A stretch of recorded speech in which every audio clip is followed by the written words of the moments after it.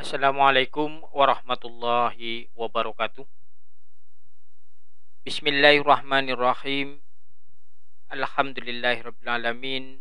Wassalatu wassalamu ala asyrafil anbiya wal mursalin Sayyidina Muhammad wa ala alihi wa sahbihi ajmain, amma ba'du.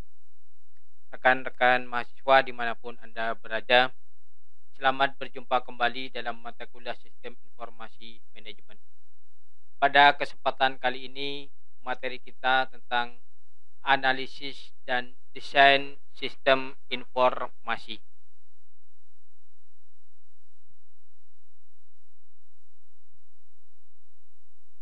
Rekan-rekan mahasiswa, bahwa perlu kita ketahui dalam sebuah sistem itu perlu yang namanya sebuah pengembangan. Sistem itu perlu diperbaiki. Sistem itu perlu diganti. Ada beberapa alasan mengapa sebuah sistem itu perlu dikembangkan, sebuah sistem itu perlu diperbaiki, ataupun sebuah sistem itu perlu diganti. Yang pertama, adanya permasalahan yang timbul di dalam sistem yang lama. Jadi ada masalah di dalamnya, ada ketidakberesan, sehingga perlu diperbaiki. Itu yang pertama. Yang kedua, untuk meraih kesempatan. Artinya ada sebuah peluang di mana akan mendapatkan sesuatu yang jauh lebih besar. Kalau menggunakan sistem yang lama, maka kita akan ketinggalan, sehingga diperlukan adanya sistem yang baru. Kemudian yang ketiga, adanya instruksi. Sebuah organisasi bisa mengembangkan dirinya, bisa bagaimana untuk meningkatkan kinerjanya, sehingga sistem yang ada itu bisa diperbaiki ataupun diganti dengan sebuah sistem yang baru. Sebagai analogi, sebuah sistem itu gambarannya, sistem yang ada suatu permasalahan, atau ada suatu kesempatan, atau ada suatu instruksi.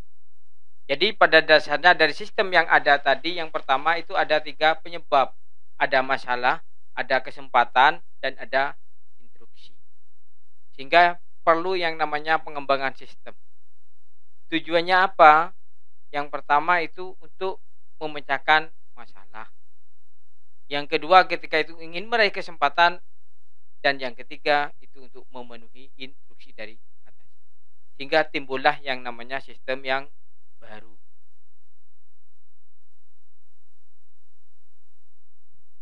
Perlu kita ketahui bahwa dalam peningkatan sebuah sistem, apa yang perlu diharapkan? Yang pertama, kinerjanya, performanya. Jadi dengan adanya sistem yang baru, maka kinerja itu akan jauh lebih meningkat. Yang kedua, informasi. Dengan sistem yang baru akan dapat diraih atau didapat sebuah informasi yang jauh lebih cepat, lebih akurat, lebih kompatibel, dan lain sebagainya. Yang ketiga, nilai ekonomisnya. Yang jelas, dengan sistem yang baru yang jauh lebih bagus, maka nilai ekonomis dari sebuah organisasi atau perusahaan itu maka akan lebih meningkat. Sebagai kontrol juga efisiensi dan servis atau pelayanan. Nah, kalau kita melihat jadi gambaran di layar, di situ ada siklus hidup pengembangan sistem. Jadi awal proyek sistem itu adanya suatu kebijakan dan perencanaan.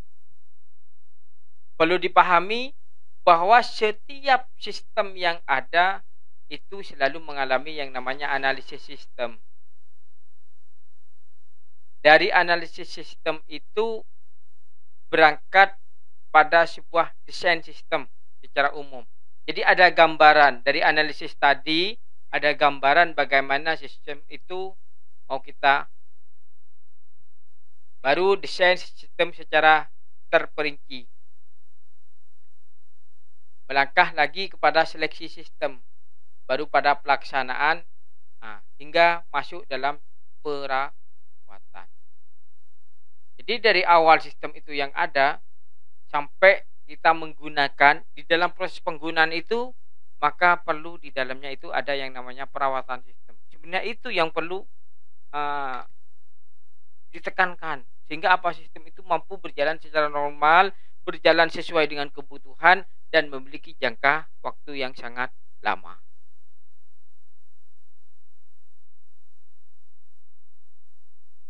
Lalu apa sih analisis sistem? Kan seperti itu. Di sini analisis sistem dapat didefinisikan sebagai penguraian dari suatu sistem informasi yang utuh. Jadi suatu sistem yang utuh diurai ke dalam bagian-bagian komponen dengan maksud untuk mengidentifikasikan dan mengevaluasi permasalahan-permasalahan, kesempatan-kesempatan, hambatan-hambatan yang terjadi, dan kebutuhan yang diharapkan sehingga dapat diusulkan perbaikan-perbaikannya.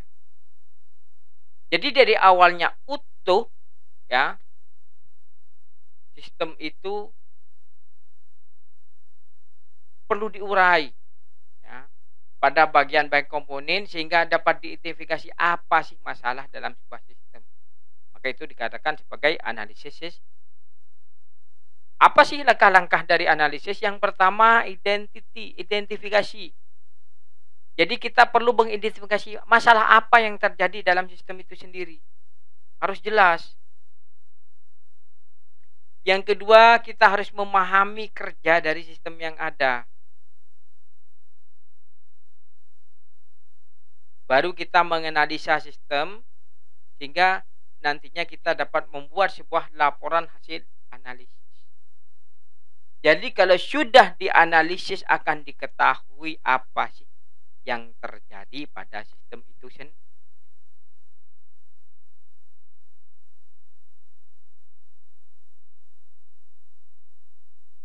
Perlu kita pahami bahwa di dalam analisis sistem itu merupakan tahap yang paling kritis dan sangat penting. Kenapa seperti itu? Karena kesalahan pada tahap ini akan menyebabkan kesalahan pada tahap selanjutnya. Misalnya seperti ini. Sebuah sistem ini sebenarnya masih bagus. Sistem ini masih layak. Tapi kita salah dalam menganalisis. Sehingga sistem ini sudah tidak bisa digunakan, harus diganti.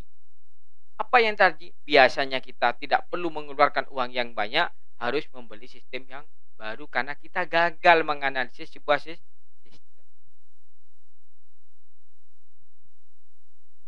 Sehingga apa? Laporan yang didapat menggambarkan sistem yang telah dipelajari. Sehingga apa? Dapat diketahui permasalahan serta rancangan sistem baru yang akan dibuat dan akan kita kembangkan.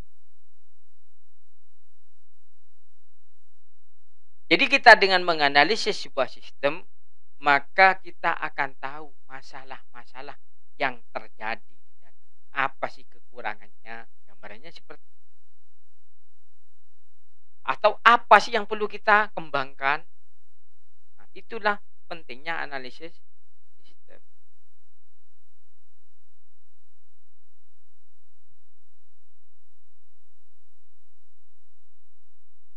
Apa sih fungsinya? Yang pertama, mengidentifikasi masalah kebutuhan user. Jadi yang jelas, ketika kita melakukan yang namanya analisis sistem, maka kita mengidentifikasi masalah. Apa sih masalah yang terjadi? Itu yang pertama. Yang kedua, menyatakan secara spesifik sasaran yang harus dicapai. Jadi target kita itu apa? Sasaran kita itu di mana? Baru kita memilih alternatif metode pemecahan masalah. Karena yang jelas di pertama dengan mengidentifikasi, di situ kita mencari masalah. Baru yang keempat, merencanakan dan menerapkan rancangan sistem. Dari masalah tadi kita memilih alternatif. Ya. Dari masalah kita memilih alternatif. Apa pemecahan masalah yang ada? Yang jelas ketika kita melakukan pemecahan masalah terdiri dari beberapa alternatif. Carilah alternatif yang bagus, yang memiliki tingkat resiko yang paling rendah dan mendekati kebenaran. Jadi seperti itu. Jadi ketika kita melakukan analisis sistem, yang pertama yang harus kita ingat di situ kita mencari masalah, mengidentifikasi. Jadi fungsi analisis seperti itu. Kemudian sasaran yang akan kita capai, baru dari situ kita akan memilih alternatif metode pemecahan masalah. Sehingga masalah yang tadi kita mencari pemecahan yang benar-benar mendekati suatu kebenaran.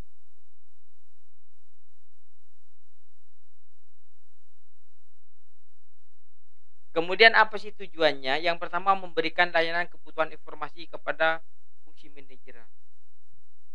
Sehingga apa? Informasi ini sangat penting. Sehingga sistem itu yang pertama memberikan layanan kebutuhan informasi.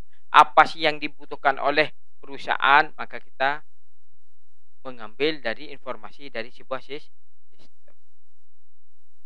Yang kedua, membantu para pengambil keputusan untuk mewujudkan tercapainya tujuan. Yang jelas dengan pengambilan keputusan yang diambil dengan melihat informasi-informasi pada sebuah sistem yang bagus, maka keputusan itu akan mendekati sebuah keputusan yang maksimal dengan tingkat risiko yang sangat rendah. Kemudian mengidentifikasi dan mengevaluasi sistem yang telah ada, jelas. Jadi sistem yang ada setelah berkali itu kita harus evaluasi. Jangan dibiarkan terus. Sehingga apa? Kalau ini dibiarkan terus-terus, maka segala bentuk kekurangan masalah-masalah tidak mampu terpecahkan dengan sebaik-baik. Kemudian merumuskan tujuan organisasi berupa pengolahan data maupun pembuatan laporan baru. Sehingga apa? Organisasi itu yang jelas dengan data yang ada dapat membuat suatu informasi. Jadi data yang ada itu dijadikan informasi, dijadikan dasar dalam hal pengambilan keputusan. Kemudian menyusun suatu tahap rencana pengembangan sistem. Jadi dari hasil analisis tadi, kemudian sistem itu akan kita kembangkan sehingga menjadi sistem yang baru yang jauh lebih memiliki tingkat kebermanfaatan kepada organisasi itu lebih tinggi. Yang harus kita perhatikan ya, dalam menganalisis sebuah sistem. Yang pertama, mempelajari masalah yang ada secara terinci. Jadi jelas yang namanya masalah itu harus benar-benar dipelajari secara terinci sehingga tahu apa sih akar permasalahannya. Kemudian menentukan pendekatan yang akan digunakan untuk memecahkan masalah. Jadi dalam menyelesaikan masalah itu adalah suatu seni lah, gambaran seperti itu. Masalah itu bagaimana kita memecahkan tiap-tiap individu itu tidak akan sama. Makanya itu sama halnya dengan seni. Jadi tiap orang itu dalam memecahkan masalah itu berbeda-beda. Hanya bagaimana cara kita memecahkan itu dengan pendekatan yang lebih maksimal, yang lebih mendekati pada sebuah keputusan-keputusan jauh lebih bijak. Kemudian yang juga perlu diperhatikan, membuat suatu pertimbangan. Apakah perlu atau tidaknya menggunakan cara komputerisasi. Kalau sekiranya secara manual jauh lebih bagus, tidak masalah tidak menggunakan komputerisasi. Tapi ketika komputerisasi itu mampu memberikan tingkat kebermanfaatan yang jauh lebih tinggi, yang jauh lebih besar, maka cara komputerisasi itu jauh lebih bermanfaat.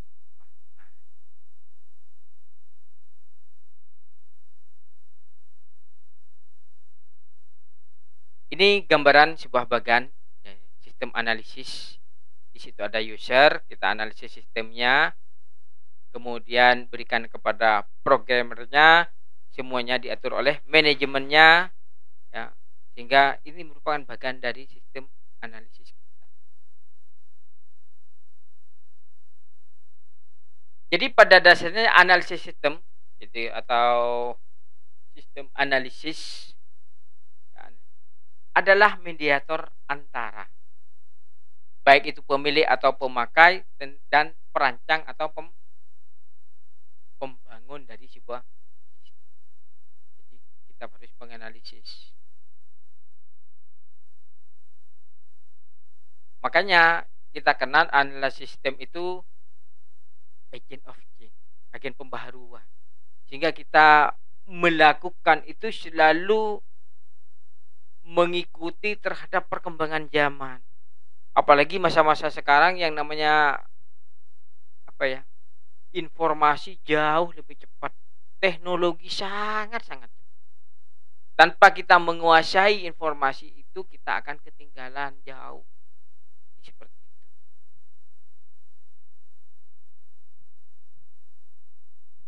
Kemudian seorang analisis sistem tidak sembarangan. Artinya dibutuhkan orang-orang dengan memiliki keterampilan khusus.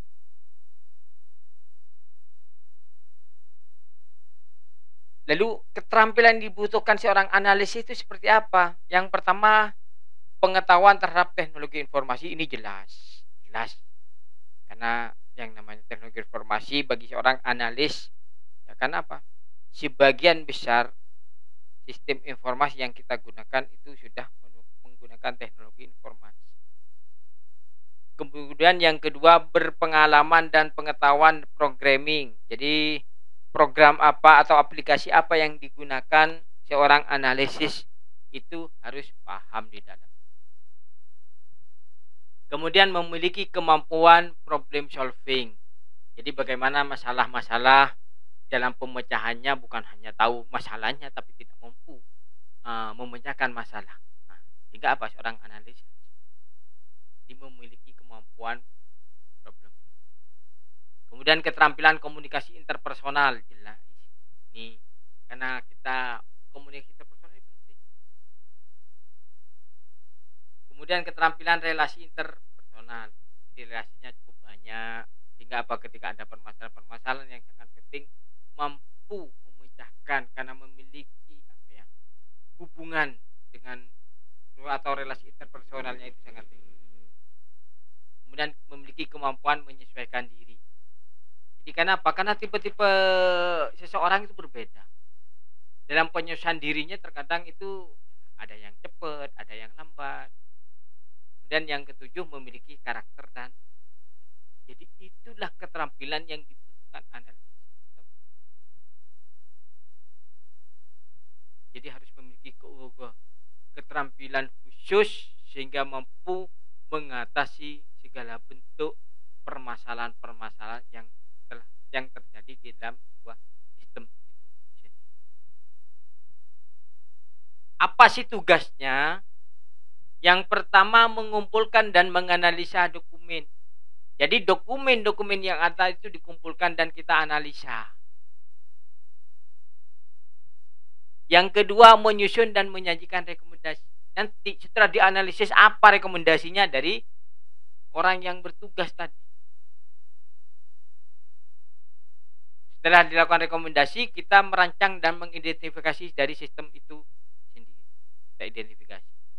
Menganalisa dan menyusun biaya. Ini penting. Kenapa sistem kita bermasalah? Ada. Terkendala apa? Kita tidak punya biaya. Kita perlu menyusun biaya. Disesuaikan dengan kemampuan kita. Kemudian mengawasi kegiatan penerapan dari sistem itu. Jika analisis sistem itu mampu berjalan dengan sebaik-baik.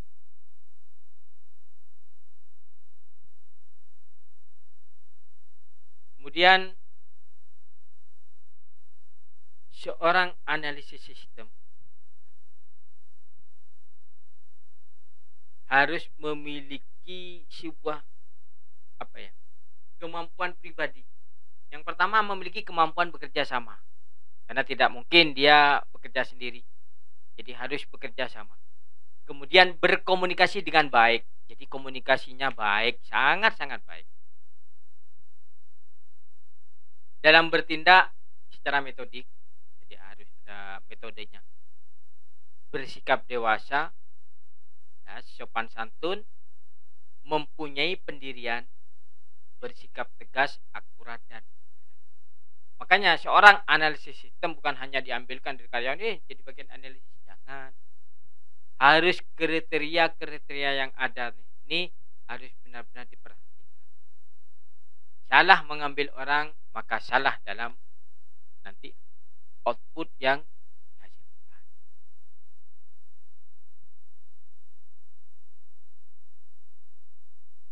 Rekan-rekan mahasiswa, apa sih masalah? Kita sering dalam kehidupan kita, kita punya masalah. Tapi terkadang kita ditanya, apa sih masalah? Kita bingung. Jadi yang dikatakan masalah itu kesenjangan antara harapan dan kenyataan. Harapannya kita kepingin anggaplah kawin dengan si A. Tahu-tahu tidak terjadi. Ada masalah. Berarti apa? Kepinginnya itu harapan, tapi ternyata terjadi kesenjangan antara harapan dan kenyataan. Kenyataannya gagal. Berarti apa? Di situ kita ada. Bagaimana ketika ada masalah? Yang pertama, maka kita harus mengidentifikasi, mencari penyebab masalah itu sendiri. Apa sih sebenarnya penyebabnya? Ditulis semua penyebabnya. Baru kita analisis sistem, mengidentifikasi solusi dari masalah. Bagaimana solusinya? Kita mencari alternatif pemecahannya. Jelas tidak mungkin 1, 2, 3, atau bahkan banyak. Di antara alternatif tadi, kita mencari alternatif yang terbaik, yang memiliki tingkat risiko paling kecil dan tingkat keberhasilan paling besar. Baru kita melakukan yang namanya analisis kebutuhan. Mengidentifikasi data apa dan proses apa yang dibutuhkan pada sistem baru. Jadi bukan hanya kita beli, tapi kita harus mengidentifikasi apa sih yang dibutuhkan kita. Kan seperti itu. Kemudian menentukan kebutuhan fungsional dan non-fungsional dari sistem yang baru. Apa sih kebutuhan fungsional? Personelnya butuh berapa? Langkah-langkah yang perlu kita lakukan. Kemudian mengenai kebutuhan fungsional, kita menunjukkan apa sistemnya. Kemudian menunjukkan fasilitas apa yang dibutuhkan. Kemudian aktivitas apa saja yang terjadi dalam sistem baru. Sehingga apa kebutuhan fungsional mencakup fungsi deskripsi kebutuhan, laporan baik hard copy maupun soft copy, updating, ya, kemudian penyimpanan data, pencarian kembali, dan transfer data. Kemudian di sini ada juga kebutuhan non fungsionalnya yang mencakup waktu responnya, rata-rata waktu untuk kegagalan, kebutuhan keamanan, akses untuk pengguna yang tidak punya hak, dan lain sebagainya. Ini salah satu contoh kasus, misalnya ada sebuah sistem informasi rawat jalan di Poliklinik ABC, misalnya seperti itu. Yang pertama, seperti saya jelaskan tadi, kita harus melakukan yang namanya identifikasi masalah. Apa sih permasalahan yang terjadi di Poliklinik ABC? Yang pertama, misalnya data-data yang tersimpan di poliklinik masih berjalan manual. Padahal kebutuhan akan data pasien rawat jalan, rekam medis pasien, serta dokter yang menangani tiap pasien meningkat. Jadi hanya pakai manual lah. Ini masalah. Kenapa? Dengan tingkat kebutuhan yang ada, dengan tingkat pasien yang ada, sudah tidak relevan lah. Kemudian sistem yang dijalankan belum sepenuhnya membantu pekerjaan. Karena kebutuhan yang akan data yang efektif dan efisien itu sangat dibutuhkan. Jadi sistem yang manual tadi itu tidak membantu pekerjaan. Kemudian penyediaan data yang banyak menyebabkan overload. Informasi kita kurang. Kita butuh data apa, kita report masih lama. Jadi masalah-masalah yang terjadi di poliklinik ABC seperti itu. Kemudian kita melakukan analisis. Ternyata penyimpanan data dalam bentuk kertas atau manual menimbulkan risiko yang cukup besar seperti kebakaran, rusak, bencana alam, mengakibatkan data penting hilang, ataupun kita kena hujan, datanya basah, rusak, dan lain sebagainya. Sehingga kebutuhan akan data yang efektif dan efisien serta ada saat dibutuhkan menjadi alasan utama penyediaan informasi yang akurat. Itu hasil analisis sistemnya.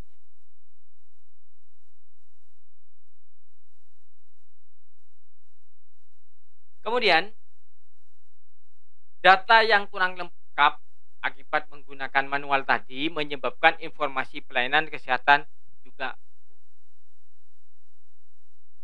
Kenapa? Karena data tidak tersusun rapi dan suksesnya pencarian data yang mengurangi kurangnya informasi. Kenapa? Karena pakai kertas dicari. Bayangkan kalau kertasnya satu gudang kan seperti itu. Maka dari itu, dari berbagai alasan yang telah diungkapkan di atas, maka pengembangan sistem informasi rawat jalan poliklinik ABC ini dibuat untuk membantu menyelesaikan permasalahan. Jadi dibuatlah sebuah sistem rawat jalan poliklinik ABC. Tujuannya untuk apa? Menyelesaikan permasalahan-permasalahan yang muncul tadi. Bisa dipahami kan?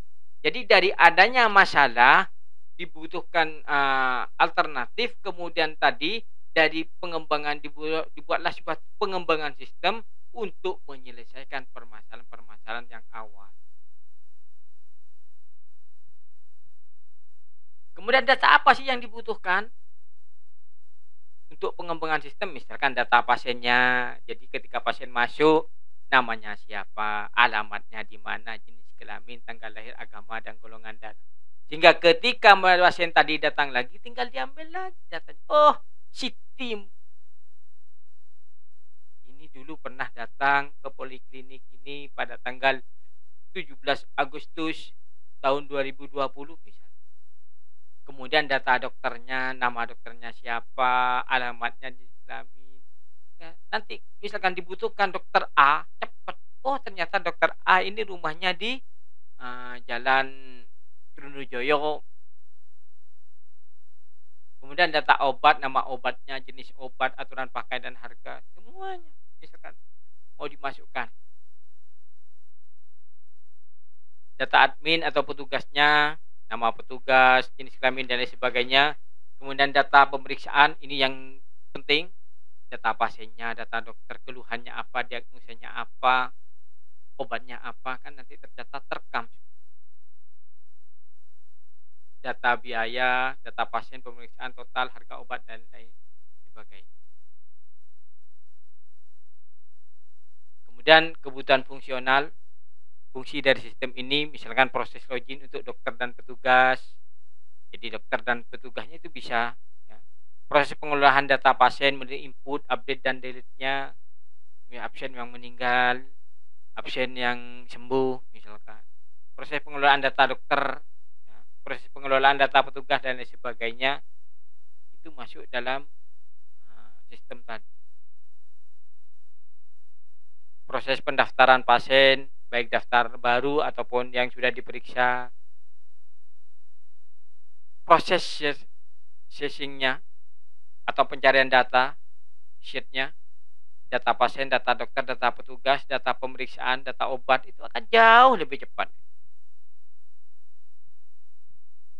Proses pemeriksaan, proses pemberian obat dan sebagainya. Jadi seperti itu. Nah, itu salah satu contoh ya, pengembangan sebuah sistem yang diawali oleh adanya suatu permasalahan dari sebuah organisasi. Artinya ketika sebuah organisasi atau perusahaan ada suatu masalah dalam pengelolaan sistemnya, kemudian perlu dikembangkan, yang pertama saya ulangi, itu perlu yang namanya mengidentifikasi masalah. Kemudian kita melakukan analisis sistemnya. lalu pengembangan sistem yang akan kita lakukan itu bagaimana. Sebagai kuis atau tugas ya, siapapun itu yang terbaik diambil 10.